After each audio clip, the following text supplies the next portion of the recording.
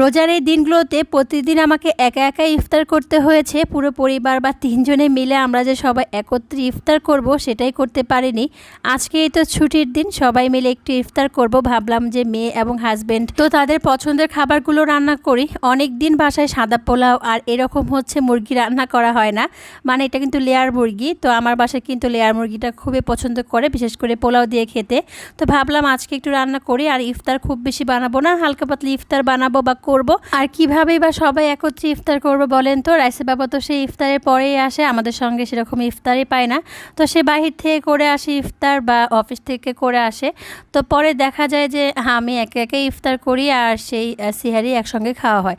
আর আমরা হচ্ছে ইফতার খাওয়ার পর আর হচ্ছে রাতের খাবার খাই না, একবারে সিহারির জন্য রান্না করে ফেলি। তো যাই হোক, কি আর করার, চাকরি করলে এমনটাই হবে। তো এই তো আজকে যেহেতু ছুটির দিন বা শুক্র শনিবার, এই 2 দিন দেখা যায় যে এক হচ্ছে একটু ইফতার করা যায়। তো আজকে ওই যে বললাম খুব বেশি ইফতার আর কি আমরা খাবো না, এই হালকা পাতলা খাবার খেয়ে একটু ভারী খাবার খাবো। যেমন এই যে একটু পোলাও রান্না করবো, আমার মেয়ে তো খুবই পোলাও পছন্দ করে। তো রোজার এই দিনগুলোতে আমি একবারও পোলাও সেরকম করে ওকে রান্না করেই খাওয়াইনি। তো ভাবলাম যে আজকে রান্না করি, আর এই লেয়ার মুরগিটা বসিয়েই দিলাম।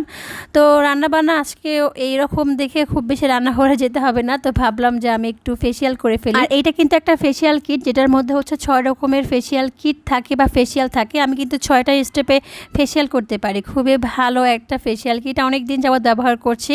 তো যখনই সময় পাই দেখা যায় যে আমি কিন্তু এটা দিয়ে ফেসিয়াল করে ফেলি। এছাড়া ফেসিয়াল কিটটা ব্যবহার করার ফলে মুখের মধ্যে যত ময়লা আছে সব কিন্তু পরিষ্কার হয়ে যায়। ইনস্ট্যান্ট কিন্তু মুখটা বা স্কিনটা খুব ফর্সা হয়ে যায়। আর আমি কিন্তু খুব বেশি পার্লারে যাই না, খুব বেশি বলতে ধরতে গেলে আমি পার্লারেই যাই না। আমার বেশিরভাগ দেখা যায় বাসায় যত্ন নেওয়া হয় স্কিনের, আমি খুব বেশি পার্লারে যেতেও পছন্দ করি না। তো যাই হোক, এই তো আমার এই ফেসিয়াল কিটটা আমি যে পেজ থেকে নিয়েছি এবং নিয়মিত যে ব্যবহার করে থাকে আপনারা তো জানেন। আর পেজের নামটা আজকের ভিডিওর কমেন্টে এবং ভিডিওর ক্যাপশনে বা ডেসক্রিপশন বক্সে দিয়ে দিব। আর এখানে দেখেন মুরগিটাকে কিন্তু খুব ভালোভাবে আমি আগেই কষিয়ে নিয়েছি সময় নিয়ে। তারপর আলু দিয়ে আরও কিছুক্ষণ কষিয়ে নিলাম, একটু পাতলা ঝোল করে রান্না করব। তো এই জন্য হচ্ছে ঝোলের পরিমাণ বেশি দিয়েছে, আর ডিমগুলো ছিল সেগুলো দিয়ে দিলাম। আর এইখানে এই তো সাদা পোলাও রান্না করছিলাম, তো পরিমাণ মতো পানি দিয়ে এখন পোলাওটা রান্না করে ফেলবো। আর খুবই অল্প পরিমাণে হচ্ছে পোলাও রান্না করছি, কারণ এখন যেহেতু একটু খাওয়া হবে, আবার সিয়ারির সময় ভাত রান্না করব। আর কয়েকটা কাবাব ভেজে নিয়েছি, কাবাবগুলো ফ্রোজেন করা ছিল, বের করে শুধু ভেজে নিয়েছিলাম। এছাড়া কাবাবগুলো আমি পরেই ভাজলাম ইফতারের, কারণ ইফতারে কিন্তু আমরা হালকা পাতলা খেয়েছি। ইফতার হালকা পাতলা করে নামাজের পর এই তো আমরা এখন সবাই মিলে খাওয়া দাওয়া করব।